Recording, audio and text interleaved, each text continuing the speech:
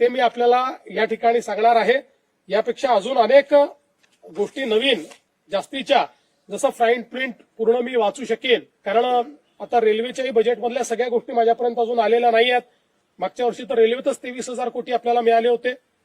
सगळ्यात महत्वाचं, डिव्होल्युशन ऑफ टॅक्सेसमध्ये नवीन आपल्याला जी काही त्यांनी फॉर्म्युला दिलेला आहे त्यात महाराष्ट्राला फायदा झालेला आहे।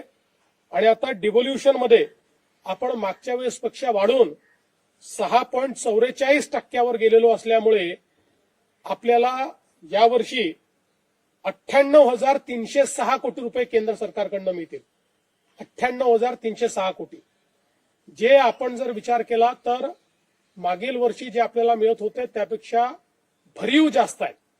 किमान माझा अंदाज असा आहे, मी एक्झॅक्ट अंदाज आता नाही काढला, पण 15,000 ते 20,000 कोटी रुपये आपल्याला या डिव्होल्युशन ऑफ टॅक्सेसमध्ये या बजेटमध्ये जास्तीचे मिळणार आहेत।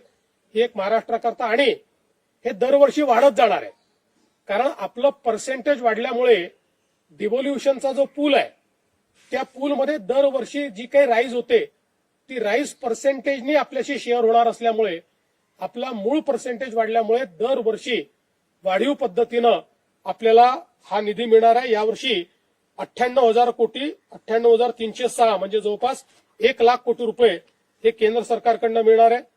याच्या व्यतिरिक्त आपला जो ग्रामीण रस्ते प्रकल्प आहे त्याच्याकरता 378 कोटी, अॅग्री बिझनेस नेटवर्क 167 कोटी, इकॉनॉमिक क्लस्टर 283 कोटी, Maharashtra tertiary care medical education विकास कार्यक्रम जो आपण हातामध्ये घेतलाय त्याकरता 385 कोटी, उपसा सिंचन योजनांचे सौर ऊर्जीकरण 207 कोटी, agree business and rural transformation यामध्ये 646 कोटी, development of applied knowledge and skills for human development 313 कोटी, त्यानंतर जिल्ह्यांमध्ये संस्थात्मक संरचना क्षमता वृद्धीसाठी 240 कोटी, Mumbai Ahmedabad high speed corridor 6,103 कोटी, मुंबई मेट्रो 1,702 कोटी, पुणे मेट्रो 517 कोटी, MUTP 3 मुंबई करता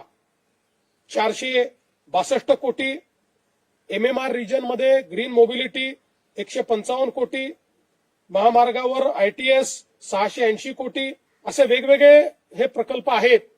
म्हणजे अगदी आपण मुंबई पुण्यातल्याही प्रकल्पांचा विचार केला तरी आतापर्यंत जे बघितलेले आहेत त्यात 12,500 कोटी रुपये हे या ठिकाणी मिळालेले आहेत। इतर महाराष्ट्रातले देखील मी सांगितलेले आहेत, आणि अजून बजेटची फाईन प्रिंट ही आपण त्या ठिकाणी बघतो।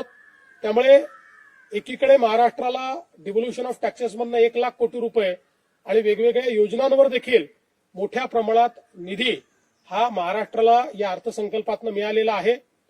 एकूणच जर आपण अर्थसंकल्प बघितला तर आपण जी काही तिसऱ्या अर्थव्यवस्थेकडे वेगवान वाटचाल करतो त्याचं प्रतिबिंब या अर्थसंकल्पात आपल्याला पाहायला मिळतंय। 7% ग्रोथ रेट, जगामध्ये सर्वाधिक वेगाने विकसित होणारी अर्थव्यवस्था पुन्हा एकदा भारत प्रस्थापित झालेला आहे 7% ग्रोथ रेटमुळे। आणि हे सगळं करत असताना वित्तीय तूट ही 4.5% आत आणण्यात पुन्हा एकदा अर्थमंत्र्यांना यश मिळालेलं आहे।